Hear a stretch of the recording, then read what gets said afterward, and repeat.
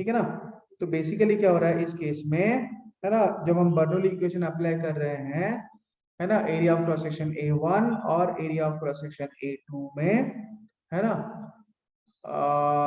तो हमें कंक्लूजन क्या मिला कि कंस्ट्रिक्शन जो है, जहां पे area of cross section A2 जो है, जहां पे कंस्ट्रिक्शन है, वहां पे वेलोसिटी, है ना, कम होने, ज्यादा होने की वजह से प्रेशर कम है ना।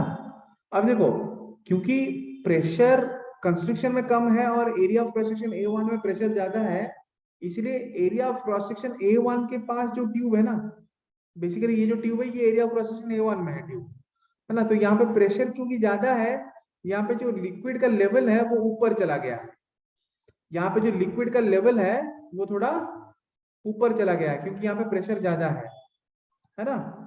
So according to the level of the liquid also, है ना, और ड्यू टू द डिफरेंस, है ना, इन height of the liquid, we can also write one equation, है ना। If the difference in heights of the liquid levels in these tubes,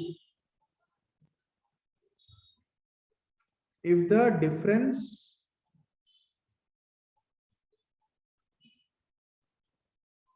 in height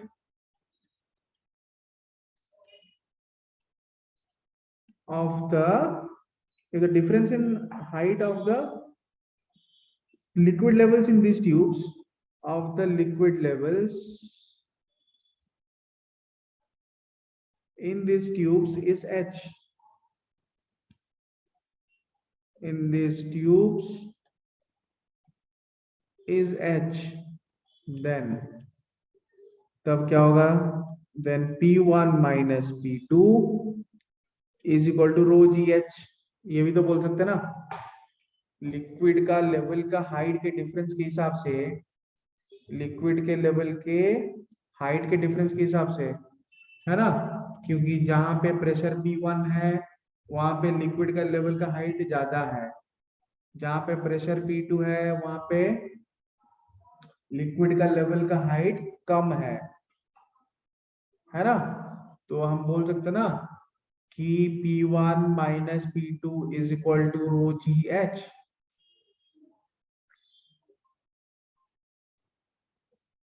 समझ में आ yes रहा सर। है ना। तो मान लो ये है हमारा इक्वेशन 2, और बर्नौली इक्वेशन अप्लाई करके जो हमको इक्वेशन मिला था, let's say I will take this as equation 1। Bernoulli principle apply करके जो इक्वेशन हमको मिला था ना, let me say that this is, let's say equation 1, है ना। एक इक्वेशन 1 है, दूसरा इक्वेशन 2 है ना। Now I can say that implies half rho v2 square minus half rho v1 square, है ना, is equal to rho gh, is equal to rho gh, half rho v2 square minus, है ना, half rho v1 square is equal to rho gh।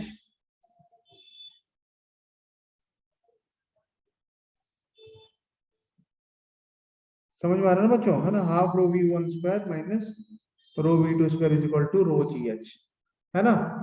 So implies row cancel करने के बाद मुझे मिलेगा, implies v2 square again is equal to, या फिर minus v1 square is equal to 2gh। तो मुझे रिजल्ट मिला यहाँ पे v2 square is equal to v1 square plus 2gh। तो एक जगह पे वेलोसिटी का वैल्यू फाइंड आउट करने के लिए v2 क्या है, v2 is the flow speed at the constriction, या फिर I can say that, or I can say that v2 is equal to, or I can say that, let's say v2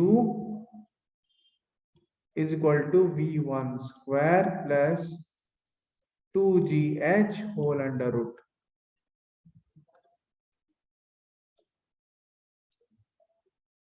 है ना। तो बेसिकली ये क्या हो गया, बेसिकली ये क्या हो गया, ये हो गया फ्लो स्पीड, है ना, एट कंस्ट्रिक्शन। ये हो गया फ्लो स्पीड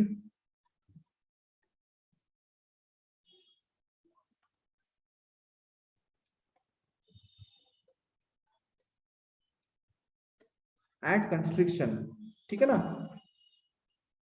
समझ में आ रहा है बच्चों? Yes sir. Yes sir. Yes sir. Yes sir. तो बेसिकली, है ना, वेंचुरी ट्यूब में एप्लीकेशन कैसे करना है, अगर तुमको पता, तुमको अगर पूछा जाएगा कि ना कंस्ट्रक्शन में फ्लो स्पीड कितना है, तुम, है ना, बेसिकली ये हाइट का डिफरेंस का रीडिंग लेना है, और तुमको ये पता होना चाहिए कि area of cross section A1 में एंट्री के टाइम में उसका फ्लो स्पीड क्या है।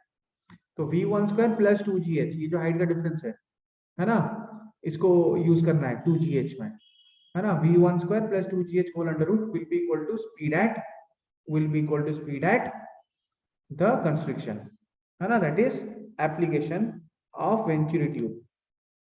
समझ में आया? Yes sir. Yes sir. सबको यस समझ में आ सर। रहा है? वाह, बढ़िया है फिर, बहुत अच्छे है। तो ये दो चीजें तो हो गए, है ना, जो कि हमारे लिए अभी चैप्टर का थ्योरी एंड कर दिया। This chapter is over now, till we practice some more problems. हमको बस अभी इस चैप्टर में कुछ प्रॉब्लम्स जो है वो डिस्कस करना है, ठीक है ना। तो कुछ प्रॉब्लम डिस्कस करते हैं, एक प्रॉब्लम अभी डिस्कस करते हैं।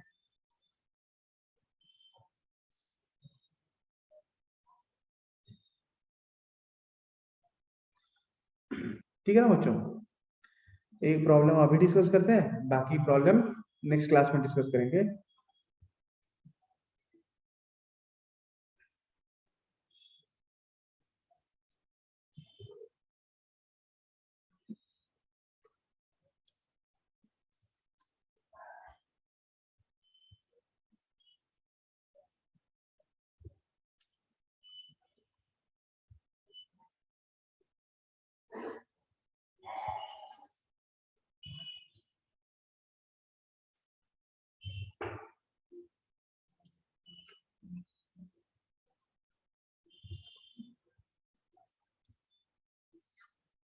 तो बच्चों,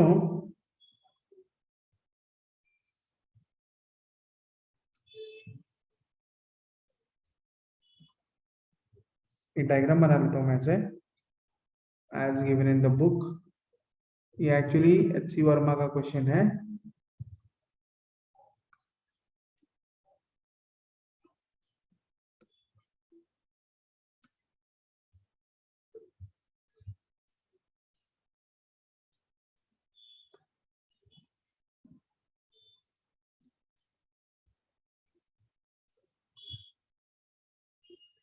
ठीक है ना बच्चों, ठीक है, ये हो गया A, ये हो गया B।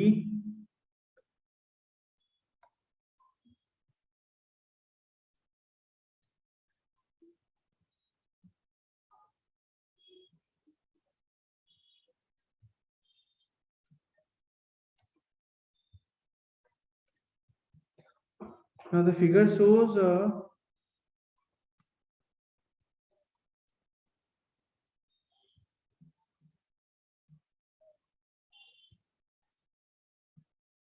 liquid of density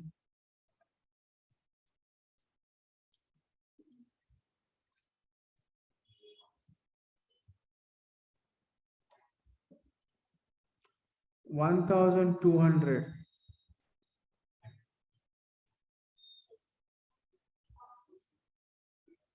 per meter cube, flowing steadily in tube, flowing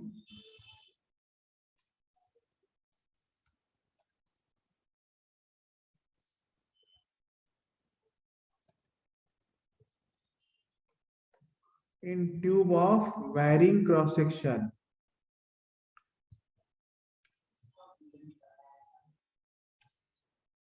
Flowing steadily in tube of varying cross section. ठीक है ना? The cross section at a point A is 1 centimeter square. The cross section at A is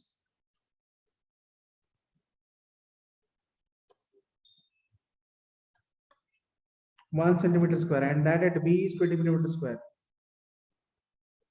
and that at B is 20 millimeter square. है ना? The points A and B are in the same horizontal plane. The points A and B are in the same horizontal plane. ये जो दोनों points हैं same horizontal plane पे हैं. The points A and B are in the same horizontal plane, है ना? The speed of the liquid at A is 10 centimeter per second.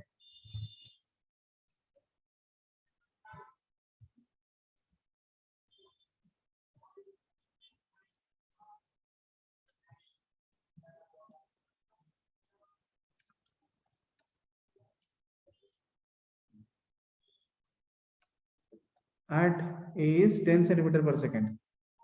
ठीक है ना? Calculate the difference in pressure at A and B. So now you have to calculate the difference in pressure at A and B.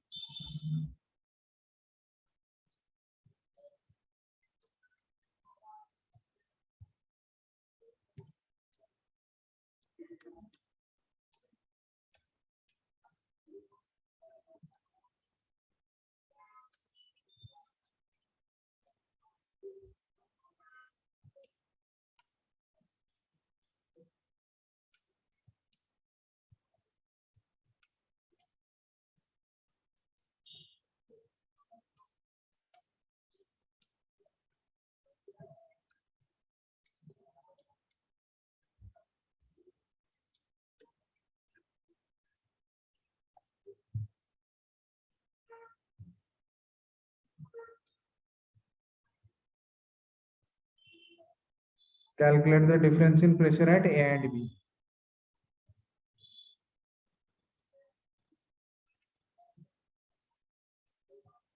समझ में आया? तो A और B में pressure difference calculate करना है ना? लिक्विड का डेंसिटी 1200 किलोग्राम पर मीटर क्यूब है, फ्लोइंग स्टेडीली इन ट्यूब. सेम हॉरिजॉन्टल प्लेन में है. सेम हॉरिजॉन्टल प्लेन में है. सेम हॉरिजॉन्टल प्लेन का मतलब है कि अगर एक रेफरेंस लेवल ले रहे हैं हम लोग ना, if we consider a particular reference level, तो रेफरेंस लेवल के रेस्पेक्ट में दोनों सेम हाइट में है. दोनों सेम हाइट में है तो कोई बात नहीं ना. लेट मान लो प्रेशर ना ए में क्या है P1, बी में मान लो प्रेशर P2 है ना? ए में मान low flow speed V1, B में मान लो फ्लो स्पीड V2 है ना? तो बर्नौली अप्लाई करके क्या मिलेगा हमको? अगर हम बर्नौली अप्लाई कर रहे हैं तो बाय अप्लाइंग बर्नौली है ना, we get a P1 plus half rho V1 square plus rho GH is equal to P2 plus half rho V2 square plus rho GH, है ना? समझ में आ रहा है? ठीक है. अब हमें पता है क्या V1 A1 का वैल्यू क्या है? A1 का वैल्यू है A1 का वैल्यू है 1 सेंटीमीटर स्क्वायर. और बी में एरिया ऑफ क्रॉस सेक्शन का वैल्यू क्या है? बी में एरिया ऑफ क्रॉस सेक्शन का वैल्यू है 20 मिलीमीटर स्क्वायर। वेलोसिटी, अच्छा वेलोसिटी का सर 144 ATM। अरे वेलोसिटी का रिलेशन पता है क्या? वेलोसिटी का रिलेशन पता है ना? वेलोसिटी क्या है? v1। वेलोसिटी a में कितना है? वेलोसिटी जो वेलोसिटी v1 है वो कितना है? It is equal to 10 centimetre per 10 second. Centimetre पर सेकेंड। तो ये हो गया 10 सेंटीमीटर पर सेकेंड, ठीक है ना? अच्छा, तो ये जो बर्नौली इक्वेशन है, यहाँ से तो रो जी एच कैंसिल हो जाएगा, यहाँ से तो रो जी एच कैंसिल हो जाएगा, ठीक है? तो रो जी एच कैंसिल हो गया, है ना? तो हमें मिलेगा क्या यहाँ पे? यहाँ तक समझ में आया बच्चों? Yes, sir. P1 plus half rho V1 square is equal to P2 plus half rho V2 square, है ना? अब मुझे चाहिए pressure difference, implies pressure difference क्या है? P1 minus P2 that is equal to half rho V2 square minus half rho V1 square, ठीक है ना? अब देखो यहाँ पे ऑलरेडी गिवन है, डेंसिटी क्या है? 1200 किलोग्राम पर मीटर क्यूब, है ना? अब इक्वेशन ऑफ कंटिन्यूटी क्या बोलता है? By equation of continuity, very good everyone, by equation of continuity, equation of continuity क्या बोलता है हमको? वहां से हमको क्या मिलेगा? By equation of continuity a1 b1 is equal to a2 v2। तो इक्वेशन ऑफ कंटिन्यूटी से हमें मिलेगा a1 b1 is equal to a2 b2, implies a1 का वैल्यू हमें पता है, a1 का वैल्यू हमें पता है ना? a1 का वैल्यू है 1 centimetre square into velocity v1 10 centimetre पर second is equal to a2 20 millimetre square, है ना? into v2। तो बेसिकली 1 सेंटीमीटर स्क्वायर और 20 मिलीमीटर स्क्वायर कैंसिल हो जाएगा, तो आ जाएगा 5, वही ना? Yes sir. तो v2 कितना आया? 50 सेंटीमीटर पर सेकेंड। तो वेलोसिटी v2 कितना आ रहा है? 50 सेंटीमीटर पर सेकेंड, है ना? और v1 तो पता है 10 सेंटीमीटर पर सेकेंड है। सो implies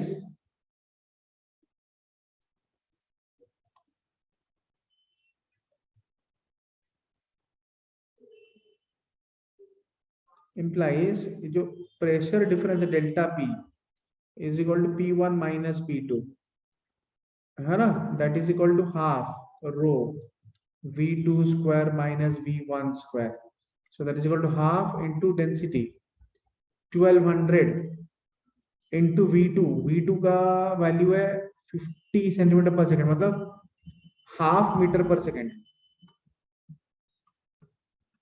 होल स्क्वायर माइनस, है ना? इसको मैं बोल सकता हूँ हाफ मीटर पर सेकेंड। V1 हो जाएगा 1/10 होल स्क्वायर, ठीक है ना? So that is equal to 600 whole into, ये आ जाएगा 1/4 माइनस 1/100, सो 25 माइनस 1 24/100, है ना? कैंसिल हो गया, ठीक है ना? ये आ रहा है प्रेशर डिफरेंस। प्रेशर डिफरेंस कितना आ रहा है? 144 न्यूटन, है ना? Pressure per metre square. So what is the pressure difference? implies delta P is equal to 144 newton per metre square.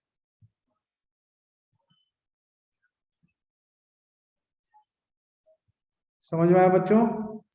Yes Yes, sir. sir. Yes, sir. ठीक है, चलो आज का क्लास यहाँ पे ओवर।